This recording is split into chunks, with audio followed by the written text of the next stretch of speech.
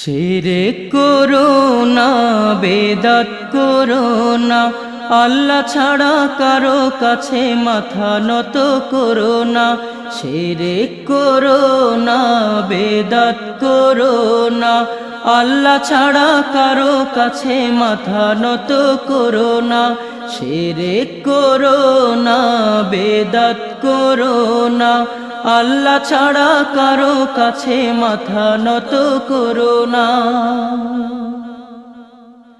পীরের পূজা গোরের পূজা ইসলামেতে নাই, তবু মানুষ আল্লাহ ছাড়া মাথা যে নোয়াই। পীরের পূজা গোরের পূজা ইসলামেতে নাই, তবু মানুষ আল্লাহ ছাড়া মাথা যে নোয়াই। পীরের পূজা গোরের পূজা ইসলামেতে নাই, তবু মানুষ আল্লাহ ছাড়া মাথা যে নোয়াই। আল্লাহর কোরআন নবীর হাদিস ছাড়া কিছুই মেনো না। শিরক করো না, বেদাত করো না, আল্লাহ ছাড়া কারো কাছে মাথা নত করো না। শিরক করো না, বেদাত করো না, আল্লাহ ছাড়া কারো কাছে মাথা নত করো না।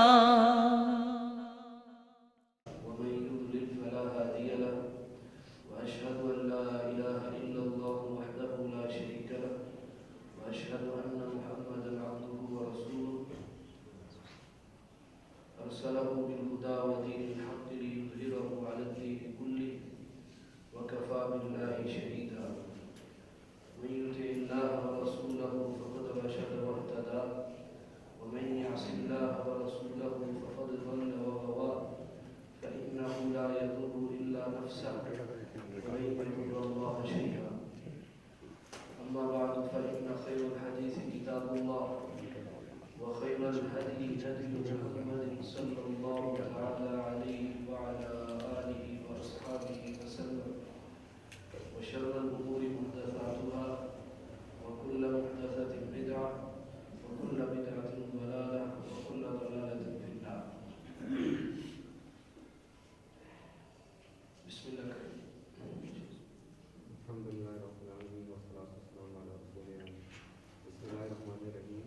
باب فضل الإسلام وقول الله تعالى اليوم أكملت لكم دينكم وأتممت عليكم نعمتي ورضيت لكم الإسلام دينا.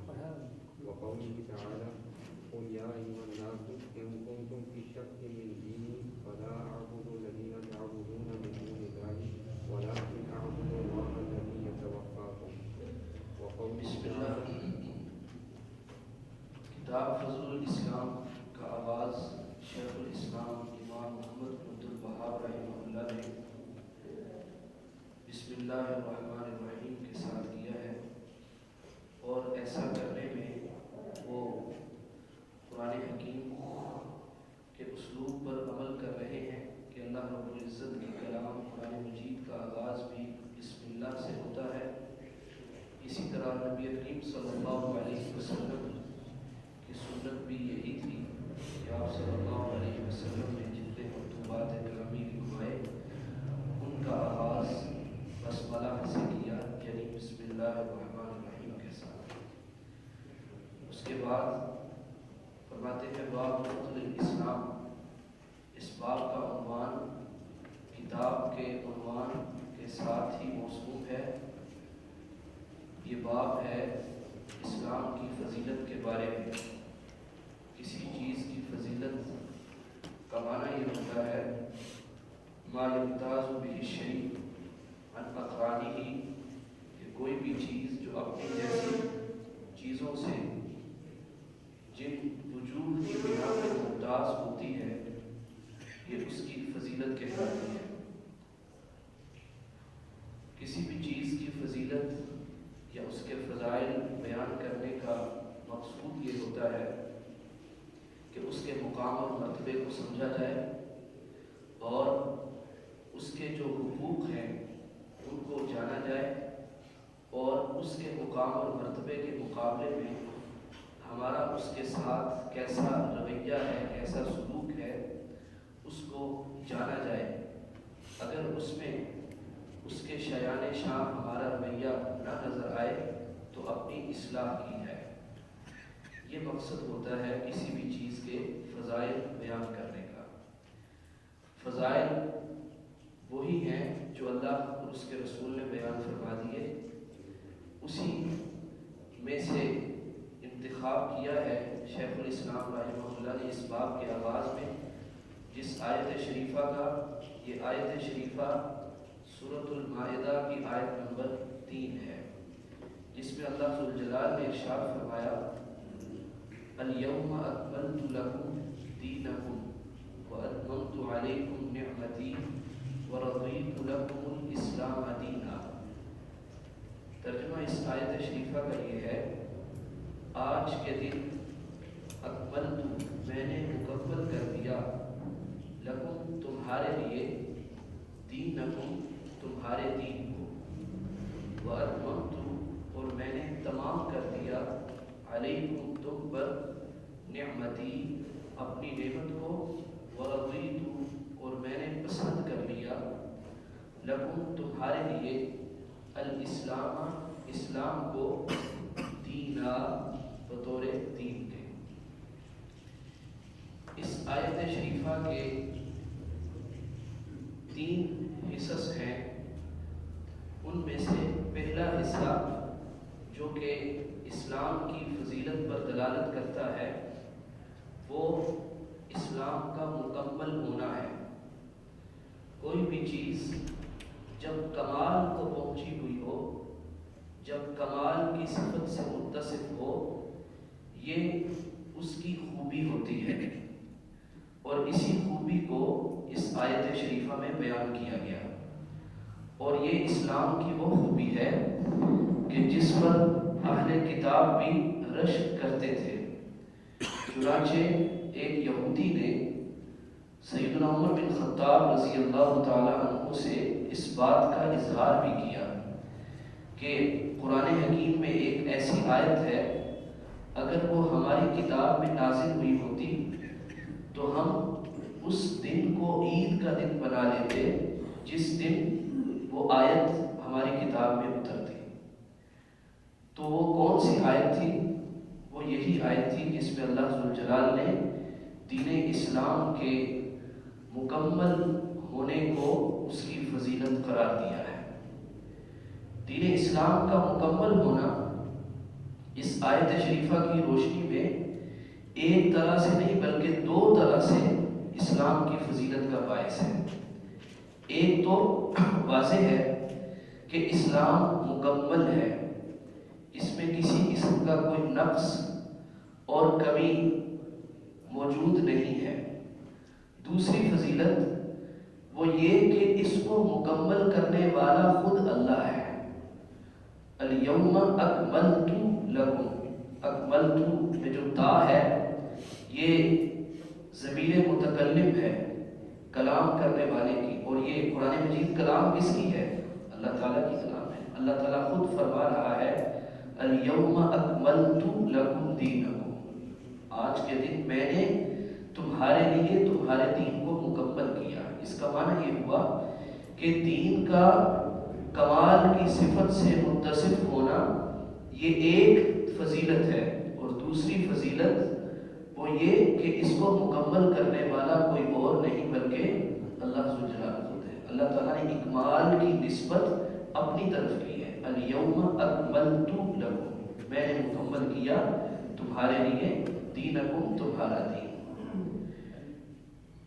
یہ الفاظ اہل بدعت پر رد کرتے ہیں۔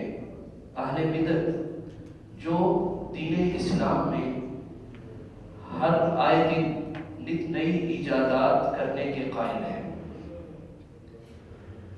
دین میں کوئی بھی اضافہ ہو اس کی کوئی گنجائش نہیں ہے، اور وہ اضافہ کرنے والا خواہ یہ سمجھتا رہے کہ وہ اس بظاہر نیک عمل کے ساتھ اللہ تعالیٰ کا قرب حاصل کر سکے گا، نبی کریم صلی اللہ علیہ وسلم کی شفاعت کا مستحق بن سکے گا، اللہ کی قسم ان دونوں میں سے کوئی بھی کام نہیں ہو سکتا۔ بدعت کے ارتکاب کے ساتھ اللہ تعالیٰ کا قرب حاصل نہیں ہو سکتا، اور نہ ہی نبی کریم صلی اللہ علیہ وسلم کی شفاعت اس انسان کو حاصل ہو سکتی ہے۔ تو یہ آیت شریفہ اہل بدعت پر رد کرتی ہے کہ انہیں دین میں کسی قسم کے اضافے کی کوئی ضرورت نہیں ہے، اور نبی کریم صلی اللہ علیہ وسلم کی حدیث اس بات پر واضح ہے، جس کو ام المومنین سیدہ عائشہ رضی اللہ تعالیٰ عنہ روایت کرتی ہیں کہ آپ صلی اللہ علیہ وسلم نے ارشاد فرمایا، من احدث فی امرنا ھذا ما لیس منہ فہو رد، جس نے ہمارے اس دین میں کسی ایسی چیز کا اضافہ کیا، بڑھوتری کی، جس کا اس کے ساتھ کوئی تعلق نہ تھا، تو اس کا عمل باوجود اس کی نیک نیتی کے اس کے اوپر رد کر دیا جائے گا، اس کی طرف لوٹا دیا جائے گا، وہ عمل شرف قبولیت نہیں پا سکتا جس پر نبی کریم صلی اللہ علیہ وسلم کی سنت کی مہر تھا۔ اور یہ آیت شریفہ ان لوگوں کی بھی تردید کرتی ہے جو یہ سمجھتے ہیں کہ اسلام اب اس دور کے لیے نہیں ہے، آج کے جو دور کے تقاضے ہیں وہ دین کے اوپر چلنے کے نتیجے میں پورے نہیں ہو سکتے، ان لوگوں کے اوپر بھی رد کرتی ہے، کیونکہ اللہ رب العزت نے تو فرما دیا الیوم اکملت لکم دینکم، میں نے تمہارے لیے تمہارا دین مکمل فرما دیا۔ وہ دین مکمل کیسے ہو سکتا ہے جو قیامت تک آنے والے مسائل ان کا حل نہ پیش کر سکتا ہو؟ تو اللہ ذوالجلال کا فرمانا ایسے لوگوں کے اوپر جو ہے وہ رد کرتا ہے کہ جو یہ سمجھتے ہیں کہ دین ہماری ترقی کی راہ میں رکاوٹ ہے، یا دین آج کے دور کے تقاضوں کے مطابق نہیں ہے۔ ہاں دوسرے ادیان ہو سکتے ہیں، یقیناً ہے، لیکن دین اسلام وہ مکمل ہے، اس میں کسی قسم کے اضافے کی کوئی گنجائش نہیں، اور جتنی ترقی ہو سکتی ہے مثبت ترقی، وہ سب کی سب دین اسلام کی روشنی میں اور اس کی پیروی اور اس کو اپنا امام اور اپنا مقتدا بنانے کے ساتھ ممکن ہے۔ اب دین اسلام کے مکمل ہونے کا اعتقاد رکھنا اپنے اندر 5 باتوں کو متضمن ہے۔ جب ہم یہ کہتے ہیں کہ دین اسلام مکمل ہے، اس کو اللہ تعالیٰ نے مکمل کر دیا ہے، تو اس کے ضمن میں آپ کو 5 باتیں مستحضر رہنی چاہیے کہ اس کے مکمل ہونے کا معنی کیا ہے۔ سب سے پہلی بات، الیوم اکملت لکم دینکم، میں نے تمہارے لیے تمہارا دین مکمل کر دیا۔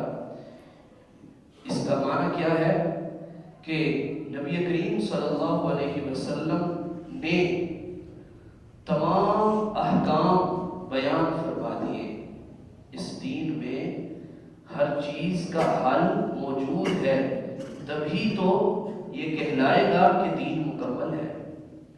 بھلا وہ دین کیسے مکمل ہو سکتا ہے جس میں بعض مسائل کا حل تو موجود ہو اور بعض دوسرے مسائل کا حل موجود نہ ہو؟ وہ دین مکمل نہیں ہو سکتا۔ اس دین کے مکمل ترین ہونے کی ایک دلیل صحیح مسلم کی یہ حدیث جو کہ کتاب الطہارہ میں موجود ہے، اور اس کے راوی سیدنا سلمان فارسی رضی اللہ تعالی عنہ ہیں۔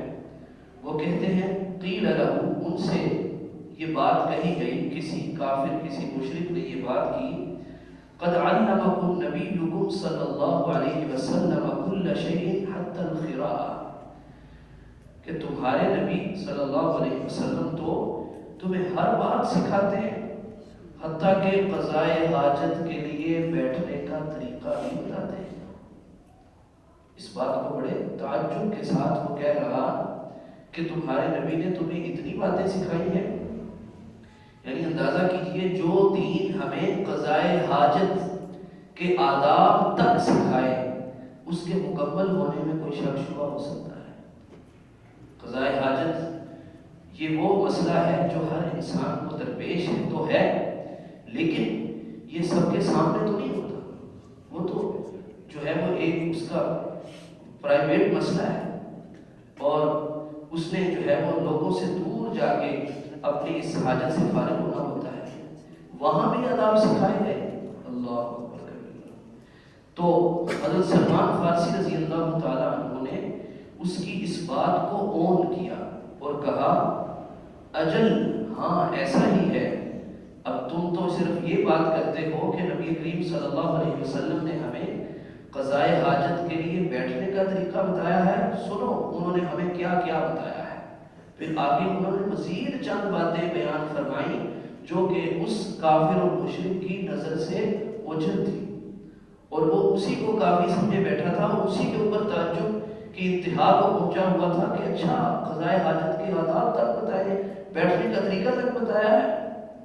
تو سیدنا سلمان فارسی رضی اللہ تعالیٰ عنہ نے فرمایا سنو لقد نہانا ان نستقبل القبلۃ لغائط او بول، ہمیں تو ہمارے نبی صلی اللہ علیہ وسلم نے یہ بھی سکھایا ہے کہ بول و براز کے لیے جب بیٹھو تو نہ قبلہ کی طرف تمہارا منہ ہونا چاہیے اور نہ قبلہ کی طرف تمہاری پیٹھ ہونی چاہیے، ہمیں یہ تک بتایا ہے۔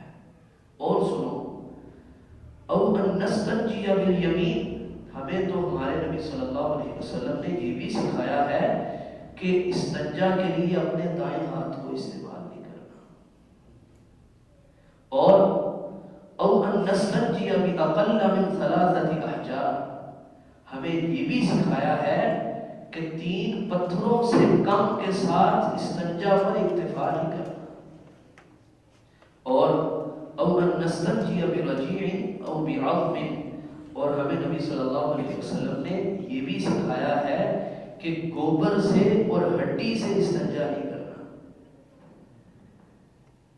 یہ حدیث اس بات پر اظہر من الشمس ہے کہ دین مکمل ہے، وہ دین جو ہمیں اتنی تفصیل تک قضائے حاجت کے لیے بیٹھنے کا طریقہ ہی نہیں بلکہ اس کی جزیات تک بتائی ہیں، وہ تک سکھائی ہیں، وہ دین کیا ہے؟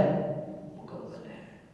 سب سے پہلے اس بات کے اوپر ہمارا ایمان ہونا چاہیے کہ دین کے مکمل ہونے کا معنی یہ ہے کہ اللہ سبحانہ و تعالیٰ نے نبی کریم صلی اللہ علیہ وسلم کو جو ذمہ داری دی، وہ احکام جو انہوں نے سکھائے وہ مکمل ہیں۔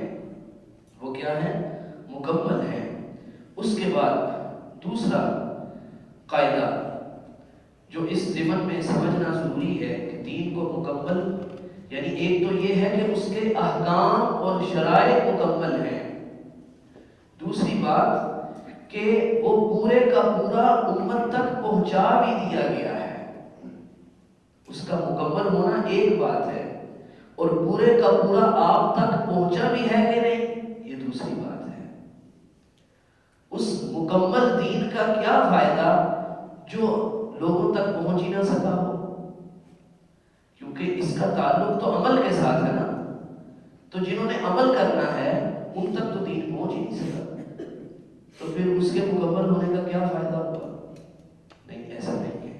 یہ دین مکمل بھی ہے، زندگی کے ہر گوشے میں ہماری رہنمائی کرنے کے قابل بھی ہے، اور دوسری بات اس کو مکمل طور پہ آپ صلی اللہ علیہ وسلم نے پہنچا بھی دیا ہے، اور کس قدر ذمہ داری کے ساتھ پہنچایا اس کا اظہار آپ صلی اللہ علیہ وسلم نے حجۃ الوداع کے موقع پر خطبہ ارشاد فرماتے ہوئے لوگوں سے اس کے بارے میں پوچھا، فرمایا ایھا الناس انہ یوشک ان یاتینی رسول فاجیب وانکم مسئولون عنی فما انتم قائلون، اے لوگو قریب ہے کہ اللہ کی طرف سے کوئی آ جائے، یعنی ملک الموت پیغام لے کے آ جائے، اور میں اس کی پکار پہ لبیک کہوں۔ مانا کیا ہے کہ اللہ کے بلانے کے اوپر میں بھی دنیا سے چلا جاؤں، تم سے میرے بارے میں پوچھا جائے گا، تم سے میرے بارے میں پوچھا جائے گا کہ کیا جس کو ہم نے نبی رسول بنا کے بھیجا اس نے ہمارا پیغام تم تک مکمل طور پہ پہنچا دیا؟ اللہ ہر بات کو جانتا ہے، لیکن اس کے باوجود اللہ سبحانہ و تعالیٰ تم سے میرے متعلق پوچھے گا تو فما انتم قائلون، تو تم کیا جواب دو گے، کیا کہو گے؟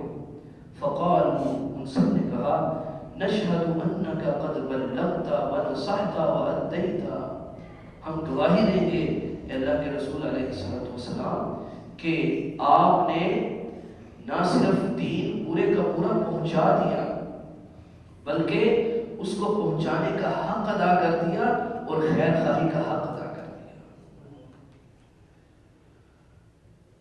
اور سیدہ عائشہ رضی اللہ تعالی عنہ بیان فرماتی ہیں، من زعم ان رسول اللہ صلی اللہ علیہ وسلم کتب شیئا من کتاب اللہ فقد اعظم علی اللہ الفریہ واللہ یقول یا ایھا الرسول بلغ ما انزل الیک من ربک وَإِن لَمْ تَفْعَلْ فَمَا بَلَّغْتَ رِسَالَتَهُ۔ ام المؤمنین فرماتی ہیں کہ اگر کوئی شخص یہ سمجھے کہ رسول اللہ صلی اللہ علیہ وسلم نے اللہ کی کتاب میں سے کچھ چھپا لیا ہے، اللہ کی کتاب میں سے کچھ چھپا لیا جو لوگوں تک نہیں بتایا، پہنچایا نہیں، تو اس انسان نے نبی پر نہیں بلکہ اللہ پر جھوٹ باندھا ہے، اس نے اللہ کے اوپر بہتان باندھا ہے۔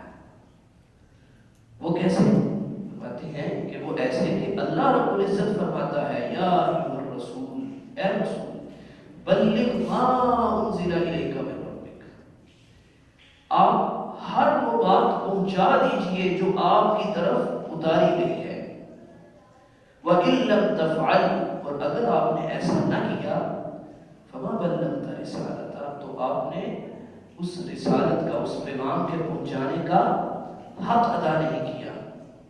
اب اس کا کیا معنی؟ یہ اللہ کے اوپر کیسے بہتان ہو گیا؟ سمجھنے والی بات ہے۔ وہ ایسے کہ اللہ فرماتا ہے الیوم اکملت لکم دینکم، میں نے تمہارے اوپر، تمہارے لیے تمہارا دین مکمل کر دیا۔ اگر رسول اللہ صلی اللہ علیہ وسلم نے اس دین کو پہنچانے کا حق ادا نہ کیا ہوتا تو اللہ کبھی بھی یہ نہ فرماتا الیوم اکملت لکم دینکم، میں نے تمہارے لیے تمہارا دین مکمل فرما لیا ہے۔ اب اگر کوئی یہ کہے کہ محمد صلی اللہ علیہ وسلم نے کچھ چھپا لیا ہے جو بیان نہیں کیا، تو وہ محمد صلی اللہ علیہ وسلم پر تو بہتان باندھ ہی رہا ہے، وہ اس سے بھی بڑی بات، وہ اللہ کے اوپر بہتان باندھ رہا ہے جس نے یہ فرما دیا الیوم اکملت لکم دینکم، آج کے دن میں نے تمہارے لیے تمہارا دین مکمل کر دیا۔ اسی طرح ایک اور روایت جو کہ سیدہ عائشہ رضی اللہ تعالیٰ عنہ سے بھی مروی ہے اور سیدنا انس رضی اللہ تعالیٰ عنہ سے بھی مروی ہے، فرماتی ہیں کہ اگر وَلَوْ كَانَ مُحَمَّدٌ صلی اللہ علیہ وسلم كَاتِمًا شَيْئًا مِمَّا أُنزِلَ عَلَيْهِ لَكَتَمَ هَذِهِ الْآيَةَ وَإِذْ تَقُولُ لِلَّذِي أَنْعَمَ اللَّهُ عَلَيْهِ وَأَنْعَمْتَ عَلَيْهِ أَمْسِكْ عَلَيْكَ زَوْجَكَ وَاتَّقِ اللَّهَ وَتُخْفِي فِي نَفْسِكَ وَاللَّهُ مُبْدِيهِ وَتَخْشَى النَّاسَ وَاللَّهُ أَحَقُّ أَن تَخْشَاهُ۔ فرماتی ہیں کہ اگر محمد صلی اللہ علیہ وسلم اللہ رب العزت کے دین میں سے کچھ چھپانے والے ہوتے تو یہ آیت چھپا دیتے، یہ آیت اس لائق تھی کہ اس کو نبی علیہ السلام چھپا دیتے۔ کس لیے؟ وہ اس لیے کہ اس میں بظاہر ایسا محسوس ہو رہا ہے کہ نبی علیہ السلام کو اللہ رب العزت ناراضی کے ساتھ کوئی بات بتا رہا ہے۔ اللہ سبحانہ و تعالیٰ آپ صلی اللہ علیہ وسلم کو کسی بات پہ ڈانٹ رہا ہے۔ وہ کیا ہے؟ وہ یہ واقعہ ہے جو سورۃ الاحزاب کی آیت میں مذکور ہے کہ وَإِذْ تَقُولُ لِلَّذِي أَنْعَمَ اللَّهُ عَلَيْهِ وَأَنْعَمْتَ عَلَيْهِ، اس کا پس منظر یہ ہے کہ زید بن حارثہ رضی اللہ تعالیٰ عنہ نبی کریم صلی اللہ علیہ وسلم کے پاس غلام کی حیثیت سے آئے، آپ صلی اللہ علیہ وسلم نے ان کو آزاد کر دیا اور پھر انہوں نے آپ صلی اللہ علیہ وسلم کی خدمت کا شرف حاصل کیا۔ آپ علیہ السلام نے ان کو منہ بولا بیٹا بنا لیا، جس کو ہمارے یہاں کہتے ہیں لے پالک، منہ بولا بیٹا بنا لیا، اور لوگوں کے ہاں یہ معروف ہو گیا کہ زید محمد صلی اللہ علیہ وسلم کے بیٹے ہیں، حالانکہ وہ محمد صلی اللہ علیہ وسلم کے سلبی بیٹے نہ تھے، وہ تو حارثہ کے بیٹے تھے۔ انہوں نے زید بن محمد کہنا شروع کر دیا، زید بن محمد کہلانے لگے۔ تو اللہ رب العزت نے اس بری رسم کو ختم کرنا چاہا، اور یہ لوگوں کے اندر اس قدر رائج ہو چکی تھی کہ صرف اور صرف اللہ تعالیٰ کا فرمان دینا ہی نہیں، بلکہ نبی کریم صلی اللہ علیہ وسلم سے اس کے اوپر عمل کروانا بھی ضروری تھا، یہ ثابت کرنے کے لیے کہ منہ بولا بیٹا حقیقی بیٹا نہیں ہو سکتا۔ اللہ رب العزت نے فرمایا ادعوہم لآبائہم، ان کو ان کے آبا کے ناموں سے پکارو۔ یا یہ بھی مسئلہ سمجھ لیجیے، اگر کوئی کسی کا بچہ لے کے یا بیٹی لے کے پالتا ہے، ہمارے ہاں یہ بہت غلط بات ہے، اس کو ولدیت کی جگہ میں بھی اپنا نام دے دیا جاتا ہے، یہ حرام ہے، یہ جائز نہیں، اللہ تعالیٰ نے اس سے منع فرما دیا ہے۔ تو اللہ سبحانہ و تعالیٰ نے جب یہ فرمایا تو اس سے ثابت یہ ہوا کہ جو وہ بولا بیٹا ہے وہ حقیقی بیٹے کی مانند نہیں ہو سکتا۔ اب جو منہ بولے بیٹے اور حقیقی بیٹے میں جو فروق ہیں، ان میں سے ایک فرق یہ بھی ہے کہ جو حقیقی بیٹا ہے اس کی متعلقہ یا اس کی بیوہ سے شادی نہیں ہو سکتی، یعنی سسر اپنی بہو سے کسی بھی صورت شادی نہیں کر سکتا، خواہ اس کا بیٹا فوت بھی ہو جائے یا اس کا بیٹا اپنی بیوی کو طلاق بھی دے دے، ایسی صورت میں بھی سسر کا نکاح، یعنی جو کبھی اس کا سسر رہ چکا ہو اس کے ساتھ عورت کا نکاح نہیں ہو سکتا۔ اور جب منہ بولا بیٹا ہو تو اس میں تو یہ قید نہیں، اس میں تو یہ شرط نہیں، کیونکہ وہ حقیقی بیٹا ہے ہی نہیں۔ اگر وہ اپنی بیوی کو طلاق دیتا ہے یا وہ فوت ہو جاتا ہے تو اب اس کا نکاح تو اس شخص سے ہو سکتا ہے نا جس نے اس کے خامد کو لے کے پالا تھا یا اس کو منہ بولا بیٹا قرار دیا تھا۔ اب یہاں یہی مسئلہ تھا، نبی کریم صلی اللہ علیہ وسلم نے اپنی پھوپھی ذات زینب بنت جہش رضی اللہ تعالی عنہا سے زید بن حارثہ کا نکاح کروا دیا۔ قصہ مختصر، ان کی آپس میں بن نہیں سکی، بات طلاق تک پہنچ گئی، انہوں نے آ کے کہا کہ میں اس کو طلاق دینا چاہتا ہوں یا ہماری بن نہیں سکتی، تو آپ صلی اللہ علیہ وسلم نے فرمایا امسک علیک زوجک واتق اللہ، اپنی بیوی کو اپنے پاس رو کے رکھ اور اللہ سے ڈر۔ اب نبی علیہ السلام کو وحی کی روشنی میں یہ بات بتا دی گئی تھی کہ یہ اس عورت کو طلاق دے کے فارغ کریں گے تو بعد میں آپ کا نکاح زینب بنت جہش سے کروا دیا جائے گا۔ اب یہ ایک بہت بڑا مسئلہ تھا، یعنی لوگوں کی طرف سے آپ صلی اللہ علیہ وسلم کو یہ بات سننا پڑنی تھی کہ محمد صلی اللہ علیہ وسلم نے اپنی ہی بہو سے شادی کر لی، حالانکہ وہ بہو تو نہیں تھی، وہ تو وہ بولے بیٹے کی بیوی تھی، اور جو حقیقی بیٹے کی بیوی ہو اس کے ساتھ نکاح نہیں ہو سکتا، اور اللہ سبحانہ و تعالیٰ اسی رسم کو تو ختم فرمانا چاہتا تھا، اور اللہ کی حکمت اللہ جانتا ہے۔ اللہ تعالیٰ نے آپ صلی اللہ علیہ وسلم کو یہ بات بتا دی، اور اگلے الفاظ جن الفاظ کی بنا پہ سیدہ عائشہ رضی اللہ تعالیٰ عنہ نے کہا کہ اگر محمد صلی اللہ علیہ وسلم اللہ کے دین میں سے کچھ چھپانے والے ہوتے تو یہ آیت چھپا لیتے، وہ الفاظ یہ ہیں، اللہ فرماتا ہے نبی علیہ السلام کو وَتُخْفِي فِي نَفْسِكَ وَاللَّهُ مُبْدِيهِ وَتَخْشَى النَّاسَ وَاللَّهُ أَحَقُّ أَن تَخْشَاهُ، اور تو اپنے دل میں ایک بات چھپا رہا تھا، تو اپنے دل میں ایک بات چھپا رہا تھا، یعنی جس بات کو نبی علیہ السلام دل میں چھپا رہے تھے اس کو ظاہر اور عیان نہیں کرنا چاہتے تھے، اللہ رب العزت نے اس کو وحی کی صورت میں اتار دیا۔ اب جس کو آپ صلی اللہ علیہ وسلم چھپانا چاہ رہے ہوں اس کو کبھی بیان کرنا چاہیں گے؟ اس کو کبھی بیان کرنا نہیں چاہیں گے. اس لیے سیدہ عائشہ فرما رہی ہیں کہ اگر آپ صلی اللہ علیہ وسلم کو چھپانے والے ہوتے تو یہ چھپا دیتے، لیکن آپ صلی اللہ علیہ وسلم نے بنو عن وہی الفاظ ہمیں سنا دیے، اور وہ قرآن ہے. وَتُخْفِي فِي نَفْسِكَ وَاللَّهُ مُبْدِيهِ وَتَخْشَى النَّاسَ، کہ اے نبی آپ اپنے دل میں ایک بات چھپا رہے ہیں جس کو اللہ ظاہر کرنے والا ہے، اور آپ لوگوں سے ڈرتے ہیں، آپ لوگوں سے ڈرتے ہیں. واللہ احق ان تخشى، اللہ زیادہ حق رکھتا ہے کہ آپ اس سے ڈریں. اب اس کا کیا معنی ہے، اس کے بارے میں بہت سے مفسرین نے مختلف آراء ذکر کی، لیکن جس بات کو حافظ ابن حجر اور حافظ ابن کثیر رحمہ اللہ نے راجح قرار دیا ہے، اور وہی بات صحیح معلوم ہوتی ہے، وہ جو میں آپ کے سامنے عرض کر چکا ہوں.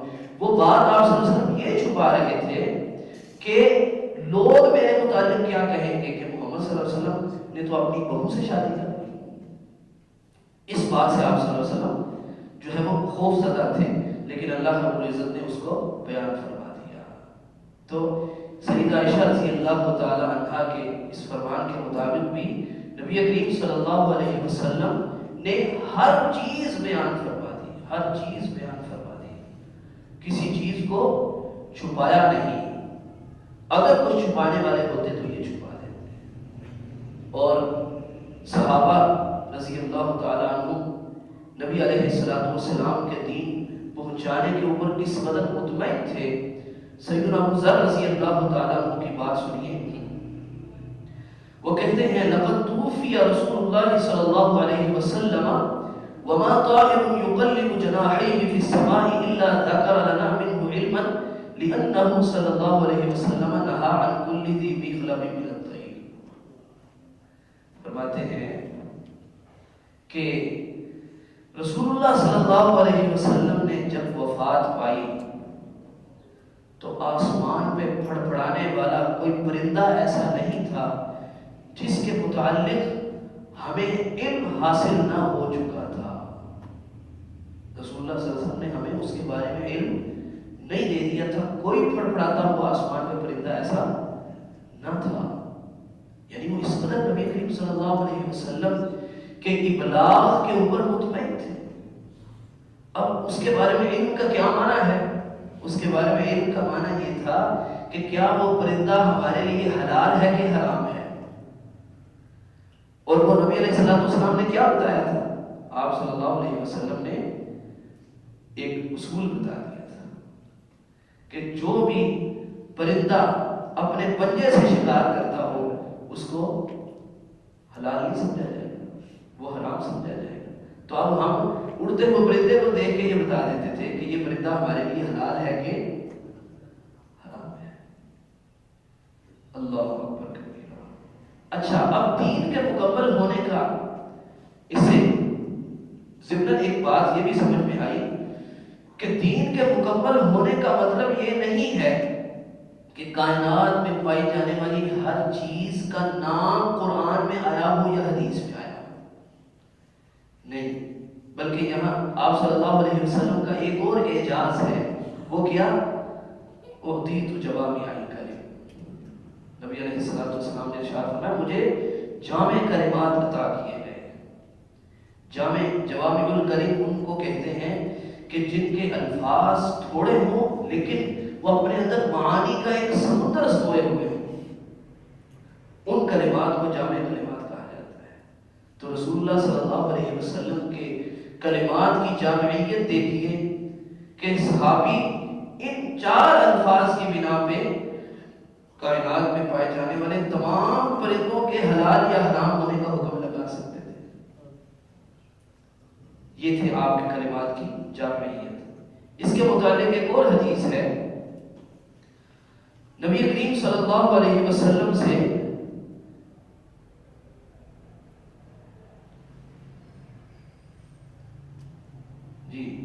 آپ صلی اللہ علیہ وسلم سے پوچھا گیا 2 قسم کی شراب کے بارے میں. انہوں نے کہا کہ افتینا فی شرابین کنا نصنعہما بالیمن. 2 قسم کے پینے ہیں یعنی مشروب ہیں، ان کے بارے میں آپ ہمیں بتائیے کہ کیا وہ ہمارے لیے حلال ہے کہ حرام ہے. ہم ان کو یمن میں بنایا کرتے تھے.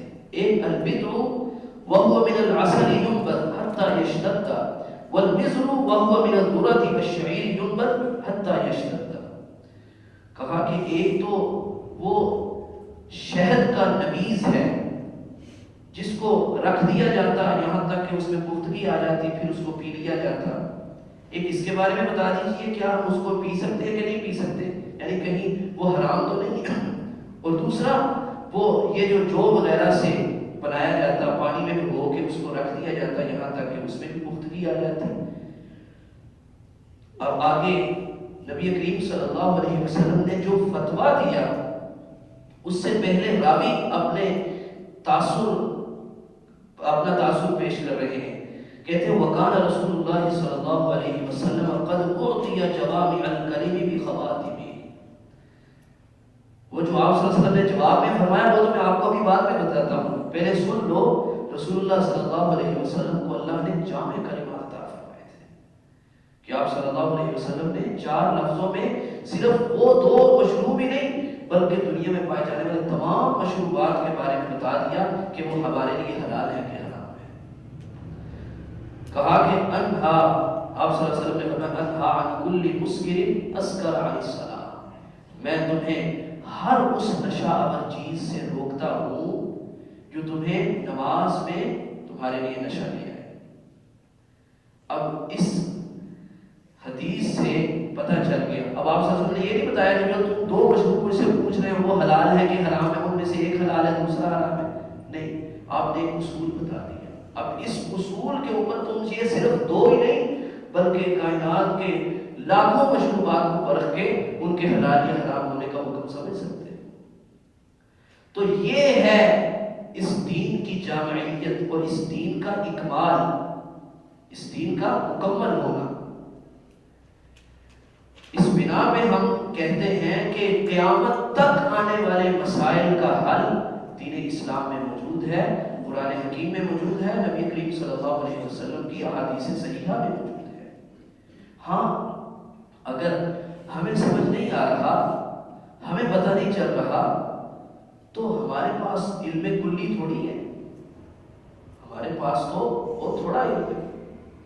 ہمیں اپنے فہم کے قصور کا اعتراف کرنا چاہیے. میں کم فہم ہوں, میں کم علم ہوں. اگر مجھے نہیں پتا تو دنیا میں ایسا آدمی ضرور موجود ہوگا جس کو اس مسئلے کا پتا ہوگا. مکمل علم تو اللہ کے پاس ہے, اور نبی کریم صلی اللہ علیہ وسلم نے اللہ کی طرف سے وحی کی روشنی میں ملنے والے علم کو سب پہنچا دیا. تو ہمارے اوپر نہ وحی آتی ہے اور نہ ہمارے پاس ہر شے کا علم ہے, لیکن دین مکمل ہے, اس کے اوپر ہمارا ایمان ہونا چاہیے. دین مکمل ہے. جہاں نہیں سمجھ آ رہی بات وہاں ہمیں اہل علم کی طرف رجوع کرنا چاہیے. فاسألوا اہل الذکر ان کنتم لا تعلمون, اسی لیے تو ہمیں سمجھایا گیا ہے. 2 باتیں ہو گئی. اب آئیے تیسری بات کی طرف. جب ہم کہتے ہیں کہ دین مکمل ہے, یہ اپنے اندر اس بات کو بھی شامل ہے کہ نبی کریم صلی اللہ علیہ وسلم نے دین کے ہر مسئلے کو, اس کا تعلق بات کے ساتھ ہو, اس کا تعلق عمل کے ساتھ ہو, آپ صلی اللہ علیہ وسلم نے اس کو بیان کر دیا ہے, کسی قسم کی تشنگی نہیں چھوڑی. اب دیکھیے, نمبر 1, دین میں ہر حکم موجود ہے. مکمل کا دین ہم تک پہنچا دیا گیا ہے. اور تیسری بات, سارے کے سارے دین کی تبیین ہو چکی ہے, وضاحت ہو چکی ہے. اب دین مکمل ہو لیکن اس کے عقدے ہی حل نہ ہو سکتے ہوں تو پھر اس مکمل دین کو ہم نے کیا کرنا ہے؟ عمل تو ہم پھر بھی نہیں کر سکتے. دین کے احکام مکمل ہیں, پورے کا پورا پہنچا دیا گیا ہے, اور پورے کے پورے دین کی وضاحت کر دی گئی ہے. آپ صلی اللہ علیہ وسلم نے فرما کے یا آپ نے کر کے دکھا کے یا آپ کی موجودگی میں کوئی عمل کیا گیا, آپ صلی اللہ علیہ وسلم نے اس کے اوپر سکوت فرمایا تو وہ ہمارے لیے حلال ہو گیا. اور اگر وہ خلاف شریعت تھا، نبی کریم صلی اللہ علیہ وسلم نے اس پر نکیر نہ فرمائی ہو، اسے روکا نہ ہو، ایسا ہو نہیں سکتا۔ تو دین کیا ہے؟ مکمل ہے۔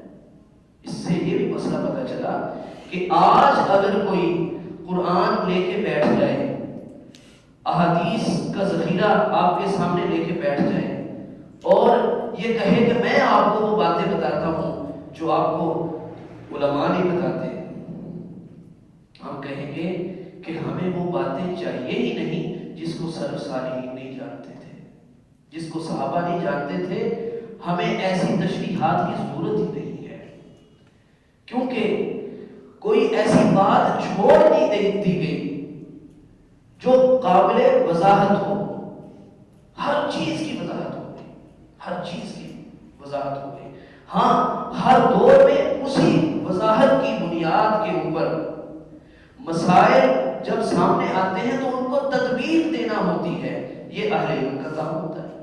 اس لیے تو ہمیں فرمایا گیا ہے کہ اہل علم کی طرف رجوع کرو، وہ آپ کو قرآن و سنت فہم سلف کی روشنی میں اس کو سامنے رکھتے ہوئے آپ کے مسئلے کے اوپر اس کو منطبق کر کے آپ کو اس کا حل بتائیں گے۔ اہل علم پابند ہیں کس کے؟ قرآن و حدیث کے، صرف قرآن و حدیث کے نہیں بلکہ قرآن و حدیث کے سلف صالحین کے فہم کی روشنی میں۔ صحابہ نے جو سیکھا وہ ہمارے لیے قابل اعتماد ہے۔ کتنی باتیں ہو گئی؟ 4 کے 3 ہو گئی۔ اب جو تھی بات دین کے مکمل ہونا اپنے اندر اس بات کو بھی متضمن ہے کہ سارے کا سارا دین محفوظ ہے، سارے کا سارا دین محفوظ ہے۔ دین کے احکام بھی پورے ہوں، پہنچا بھی دیا گیا ہو امت تک، اس کی وضاحت بھی ہو چکی ہو، لیکن محفوظ نہ ہو، وہ ہمارے لیے قابل عمل ہو سکتا ہے؟ دین ہی محفوظ نہ ہو تو وہ قابل عمل کیسے ہو سکتا ہے؟ اور جو محفوظ نہ ہو وہ مکمل کیسے ہو سکتا ہے؟ وہ قیامت تک آنے والے مسائل کا ہمیں حل کیسے دے سکتا ہے جو خود محفوظ نہیں ہے؟ تو اس کا معنی یہ ہوا کہ دین کو مکمل ماننا اپنے اندر اس بات کو متضمن ہے کہ دین محفوظ ہے، نہ صرف محفوظ ہے بلکہ اللہ کی حفاظت سے محفوظ ہے۔ اللہ سبحانہ و تعالیٰ کیا فرماتا ہے؟ اِنَّا نَحْنُ نَزَّلْنَا الذِّكْرَ وَإِنَّا لَهُ لَحَافِظُونَ، یقیناً ہم ہی نے ذکر اتارا ہے اور یقیناً ہم ہی اس کی حفاظت کرنے والے ہیں۔ یہ الفاظ یعنی وَإِنَّا لَهُ لَحَافِظُونَ، یا اس سے اس معنی کے الفاظ پہلے کسی کتاب کے متعلق نہیں اتارے گئے۔ یہ اس دین کو یہ شرف حاصل ہے، قرآن کو اور نبی کریم صلی اللہ علیہ وسلم کی سنت مطہرہ، آپ کی احادیث صحیحہ کو یہ شرف حاصل ہے کہ ان کی اللہ نے حفاظت کی ہے۔ نہ صرف قرآن کی حفاظت کی بلکہ جو قرآن کا بیان ہوگا اللہ نے اس کی بھی حفاظت کی، اور بیان کرنے والے جو ہوں گے اللہ رب العزت نے اپنی قدرت کے ساتھ ان کی زندگیوں کو بھی محفوظ کر دیا۔ پوچھئے علماء اہل حدیث سے جو رجال کا علم رکھتے ہیں، جس نے بھی حدیث بیان کی اس کی بایوگرافی ہمارے پاس محفوظ ہے۔ اس نے کس سے اس کا استاد کون تھا، درمیان میں کوئی واسطہ گرا تو نہیں ہوا، یہ سب مکمل علم ہے۔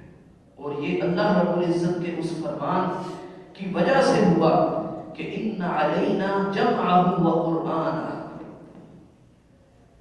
نبی کریم صلی اللہ علیہ وسلم جب وحی آپ کو سنائی جاتی، جبریل لے کے آتے، تو آپ صلی اللہ علیہ وسلم کی کوشش ہوتی کہ جلدی جلدی اس کو پڑھ لیا جائے کہ کوئی لفظ مجھ سے چھوٹ نہ جائے، وحی میں سے کچھ مجھ سے ضائع نہ ہو جائے۔ تو اللہ رب العزت نے کیا فرمایا؟ لا تحرک به لسانک استعجل به، اے رسول آپ اپنی زبان کو حرکت نہ دیجیے تاکہ آپ اس کے ساتھ جلدی جلدی کریں. ان علینا جمعہ و قرآن، اس کو جمع کرنا آپ کے دل میں اور اس کو پڑھنا یہ ہماری ذمہ داری ہے. جس چیز کی ذمہ داری اللہ اٹھا لے وہ کیسے ضائع ہو سکتی ہے؟ ان علینا جمعہ و قرآن فاذا قرأناه فاتبع قرآن، بس جب ہم اسے پڑھیں تو آپ اس کے پیچھے پیچھے چلیے. یہی تک بس نہیں، اگلے الفاظ دیکھیے، فرمایا ثم ان علینا بیانا. صرف اس قرآن کا پڑھنا پڑھانا، اس کو جمع رکھنا، اس کو محفوظ کرنا ہی ہماری ذمہ داری نہیں، بلکہ ہم نے اس کے بیان کو بھی اپنے ذمہ لے لیا ہے. اور اس کا بیان کیا ہے؟ اس کا بیان وہ ہے جو اللہ نے نبی کریم صلی اللہ علیہ وسلم کی زبان سے کروایا، آپ کے عمل سے کروایا. وَأَنزَلْنَا إِلَيْكَ الذِّكْرَ لِتُبَيِّنَ لِلنَّاسِ. اب دونوں آیتوں کو ملا کے ذرا پڑھیے. وہاں کیا تھا؟ ثُمَّ إِنَّ عَلَيْنَا بَيَانَ، ہمارے ذمہ ہے اس کا بیان. اللہ کو کیسے ہوگا؟ تو کیسے اس کو بیان کرے گا؟ فرمایا وَأَنزَلْنَا إِلَيْكَ الذِّكْرَ لِتُبَيِّنَ لِلنَّاسِ، ہم آپ کی زبان سے کروائیں گے. تو جو بیان نبی کریم صلی اللہ علیہ وسلم نے کیا ہو، آپ نے کر کے دکھایا ہو، وہ ہی بعد میں ضائع ہو گیا، تو پھر اس کا کیا معنی ہوا ان علینا بیانا؟ اس کا بیان بھی ہماری ذمہ داری ہے. اس کا معنی یہ ہے کہ جس طرح قرآن محفوظ ہے ہی اس کا بیان بھی محفوظ ہے. اور بیان کیا ہے؟ رسول اللہ صلی اللہ علیہ وسلم کی احادیث صحیحہ. اس کے بغیر تو قرآن محفوظ ہے. اس کی میں آپ کو ایک مثال دے دوں، ایسی بے شمار مثالیں ہیں. اللہ رب العزت نے حالت جنگ میں نماز کے متعلق فرمایا فَإِنْ خِفْتُمْ فَرِجَالًا أَوْ رُكْبَانًا. جب تم حالت جنگ میں ہو تو پھر ظاہر ہے اتنی وہ گھمسان کا رنگ پڑا ہوا ہے کہ وہاں فرصت نہیں ہے کہ نماز کے لیے لڑائی کو روکا جائے. تو پھر ایسی صورت میں کیا کرنا ہے؟ چلتے پھرتے سوار ہو کے ہی نماز جس حالت میں ہو ویسے پڑھ لو، ویسے پڑھ لو. اب ظاہر ہے رکوع سجود ویسے تو نہیں ہو سکتا. اگلے الفاظ دیکھیے فَإِذَا أَمِنْتُمْ فَاذْكُرُوا اللَّهَ كَمَا عَلَّمَكُمْ مَا لَمْ تَكُونُوا تَعْلَمُونَ. اور جب تم حالت امن میں آ جاؤ، جنگ ختم ہو جائے، پھر تم اللہ کا ذکر ویسے کرو جیسے اس نے تمہیں سکھایا. جیسے اس نے تمہیں سکھایا. کہاں سکھایا؟ الحمد سے لے کر الناس تک قرآن پڑھ جائیے، آپ کو کہیں بھی نماز کا طریقہ نہیں ملے گا. اللہ فرما رہا ہے کہ اللہ نے سکھایا. اس کا معنی کیا ہے؟ کہ رسول اللہ صلی اللہ علیہ وسلم نے سکھایا، اور رسول کے سکھانے کو اللہ فرما رہا ہے کہ میں نے سکھایا. تو جس کو اللہ نے سکھایا ہو وہ کیسے ضائع ہو سکتا ہے؟ یہ چوتھی بات. اور پانچویں بات، اللہ اکبر کبیرہ، دین کے مکمل ہونے کا عقیدہ اپنے اندر اس بات کو بھی شامل ہے کہ دین صرف اور صرف اپنے احکام کے لحاظ سے مکمل نہیں، اور اس کے ساتھ ساتھ اپنے ابلاغ یعنی پہنچائے جانے کے اعتبار سے ہی مکمل نہیں، اور اس کے ساتھ ساتھ اپنی تبیین اور وضاحت کے اعتبار سے ہی مکمل نہیں، اور اس کے ساتھ ساتھ محفوظ ہی نہیں، کتابوں میں ہی محفوظ نہیں، بلکہ عمل کے اعتبار سے بھی محفوظ ہے. عمل کے اعتبار سے بھی محفوظ ہے اور قیامت تک کے لیے مکمل ہے. وہ دین کیسے مکمل کہلا سکتا ہے جس کو کچھ عرصہ تک کو لوگ عمل کرتے رہے، بعد میں اس کو چھوڑ دیا گیا ہو، بس کتابوں میں موجود ہو؟ ایسا نہیں ہے. نبی کریم صلی اللہ علیہ وسلم نے فرما دیا لا تزال طائفة من امتی ظاہرین علی الحق. اللہ اکبر کبیرہ. لا يضرهم من خذلهم ولا من خالفهم حتى يأتي اللہ بأمرہ. قیامت آنے تک ایک جماعت ضرور ایسی موجود رہے گی جو حق پر کھڑے رہیں گے، ان کا عقیدہ حق پر ہوگا، ان کے اعمال برحق ہوں گے. ان کی نمازیں، ان کے روزے، ان کا حج، ان کی زکوٰۃ، ان کے معاملات، ان کا لین دین، ہر چیز میں وہ اس اصل کی طرف لوٹنے والے ہوں گے جس پر نبی کریم صلی اللہ علیہ وسلم نے صحابہ کو چھوڑا تھا. فرمایا کہ یہ قیامت تک ایک جماعت موجود رہے گی. آپ صلی اللہ علیہ وسلم نے یہ نہیں فرمایا کہ میری ساری کی ساری امت چونکہ میرا دین محفوظ ہے اس لیے میری ساری کی ساری امت من و عن اس کے اوپر ویسے کا ویسے عمل کرتی رہے گی. نہیں، فرمایا کہ میری امت 73 فرقوں میں بٹ جائے گی. کتنے؟ 73 فرقوں میں بٹ جائے گی. تو اب ان 73 کو کیا کرنا ہے؟ اب ہماری کیا ذمہ داری ہے؟ ہماری یہ ذمہ داری ہے کہ ان سب کو متحد کیا جائے، اتحاد امت کے نام پہ کانفرنسز کروائی جائے، امت کو جمع کیا جائے، امت میں اتحاد کی فضا قائم کی جائے. یہ اللہ نے ہماری ذمہ داری لگائی ہے، یہ ہماری ذمہ داری نہیں ہے. یہ بات ذہن نشین کر لیجیے. جس کو بات پسند ہو بہت اچھی بات ہے، جس کو نہ پسند ہو وہ اس کو سمجھنے کی کوشش کرے. اس بات کی کوئی دلیل تو دے کہ نبی کریم صلی اللہ علیہ وسلم نے فرمایا کہ میری امت 73 فرقوں میں بٹ جائے گی، ان میں سے کامیاب وہ ہوگا جو ان سب کو جمع کر لے گا، جو ان کو متحد کر دے گا. یہ آپ کو دھوکہ دیا گیا ہے اتحاد امت کے نام سے. اتحاد امت اس اصول پہ ہو جو اصول بتایا گیا. وہ کیا ہے؟ فَإِن تَنَازَعْتُمْ فِي شَيْءٍ فَرُدُّوهُ إِلَى اللَّهِ وَالرَّسُولِ إِن كُنتُمْ تُؤْمِنُونَ بِاللَّهِ وَالْيَوْمِ الْآخِرِ. اگر تمہارا آپس میں تنازع ہو جائے، اختلاف ہو جائے، تو اس کو اللہ اور اس کے رسول کی طرف لوٹا کے اپنے مسئلے کو حل کرو. اور جس کے بھی خلاف آئے اس کو چاہیے کہ وہ سر تسلیم خم کرے، اور نہ صرف سر تسلیم خم کرے بلکہ دل میں کوئی تنگی بھی نہیں آنی چاہیے. یہ تھا اتحاد امت کا اصول. اب کتنے لوگ ایسے ہیں جن کے بارے میں کہتے ہیں فلاں کی اتحاد امت کے لیے بڑی خدمات ہے، وہ دنیا سے چلے گئے، ان کی اتحاد امت کے لیے بڑی خدمات تھی. وہی ان سے کو پوچھے کیا انہوں نے اس اصول کے اوپر اتحاد امت کی کوشش کی؟ اتحاد امت کی کوشش وہ کر رہا ہے جس نے یہ اصول اپنایا ہوا ہے. آؤ بھائی بیٹھو، قرآن ہمارے پاس موجود ہے، احادیث ہمارے پاس موجود ہے، آؤ ہم اپنا اختلاف حل کرتے ہیں.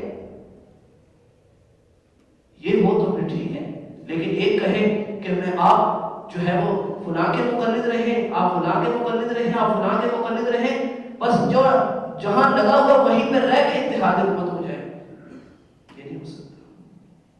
اور نہ ہی ہم اس بات کے مکلف ٹھہرائے گئے ہیں. یہ بات ذہن میں رکھیے. رسول اللہ صلی اللہ علیہ وسلم نے یہ نہیں فرمایا کہ ان میں کامیاب وہ ہوگا جو سب کو اکٹھا کر لے گا، بلکہ آپ صلی اللہ علیہ وسلم نے فرمایا کہ وہ اس پر ہوں گے جس پر آج میں ہوں اور میرے صحابہ ہیں. ہماری یہ ذمہ داری ہے. لوگ آپ کو یعنی اتحاد امت مسئلہ نہیں ہے. لوگوں میں اتحاد اور اتفاق خود بخود ہو جائے گا جب وہ ایمان پہ آ جائیں گے، جب وہ توحید پہ آ جائیں گے. اب اگر کوئی ویسے نہ کر کے صرف توحید کی دعوت دے رہا ہے، کوئی مانتا ہے مانے، کوئی نہیں مانتا نہ مانے، اس کی وجہ سے ہم اپنی توحید کو نہیں چھوڑ سکتے، اس کی وجہ سے ہم سنت کے اوپر عمل نہیں چھوڑ سکتے. اگر کوئی اس بات میں ہم سے ناراض ہوتا ہے تو بھی ہو جائے. رسول اللہ صلی اللہ علیہ وسلم کو بھی یہی کہا کرتے تھے کہ اچھے بڑے حالات تھے ہمارے، جب سے یہ محمد صلی اللہ علیہ وسلم آئے انہوں نے ہمارے درمیان پھوٹ ڈال دی ہے. اب باپ بیٹے کا اختلاف ہو گیا ہے، ماں بیٹی کا اختلاف ہو گیا ہے، بھائی بھائی کا اختلاف ہو گیا ہے. کیسے اختلاف ہو گیا؟ ایک نے ایمان قبول کر لیا، دوسرا ابھی تک کافر ہے، ان کے درمیان اختلاف ہو گیا. اتحاد کس پہ ہو؟ توحید پہ ہو، سنت پہ ہو. وہ اتحاد سر آنکھوں پہ. اور اگر ایسا نہیں ہے تو پھر ہم نے اس پہ قائم رہنا ہے جو حق ہے. ہم نے اس بات کو اساس قرار دے کر توحید پہ سمجھوتا نہیں کرنا، نبی کریم صلی اللہ علیہ وسلم کی سنت پہ سمجھوتا نہیں کرنا کہ اگر سنت چھوڑنے میں امت متحد ہوتی ہے تو سنت چھوڑ دو. اگر توحید چھوڑنے کے نتیجے میں اس موقع پہ اس جگہ پہ توحید کا کلمہ نہ کہنے کے نتیجے میں امت اکٹھی ہوتی ہے تو توحید کا کلمہ کہنا چھوڑ دو. نہ اس عمل کے ہم مکلف ہیں اور نہ یہ عمل بابرکت ہے اور نہ اس کے آپ کو کبھی بھی مثبت نتائج مل سکتے ہیں. قیامت آ جائے گی، اس عمل کے نتیجے میں آپ کبھی بھی ترقی حاصل نہیں کر سکتے، متحد نہیں ہو سکتے. تو ہمیں جو بات بتائی گئی وہ کیا کہ دین کے مکمل ہونے کو جو 5 باتیں جو اس کے اندر شامل ہیں، ان میں سے 5ویں بات کیا ہے کہ دین صرف اور صرف کتابوں میں محفوظ نہیں ہے، کتابوں میں مکمل نہیں ہے، بلکہ قیامت تک ایک جماعت ایسی رہے گی جس نے اس دین کے اوپر قائم رہنا ہے. اس کے متعلق علماء کے، محدثین کے اقوال بے شمار ہیں. آپ کسی بھی صاحب علم سے جا کے پوچھ لیجیے، امام علی بن مدینی کیا کہتے ہیں، امام احمد بن حنبل کیا کہتے ہیں، علم یکن اہل الحدیث فلا ادری من ہم، کہ اگر اس جماعت سے مراد اہل حدیث نہیں ہے تو پھر میں نہیں جانتا کون ہے.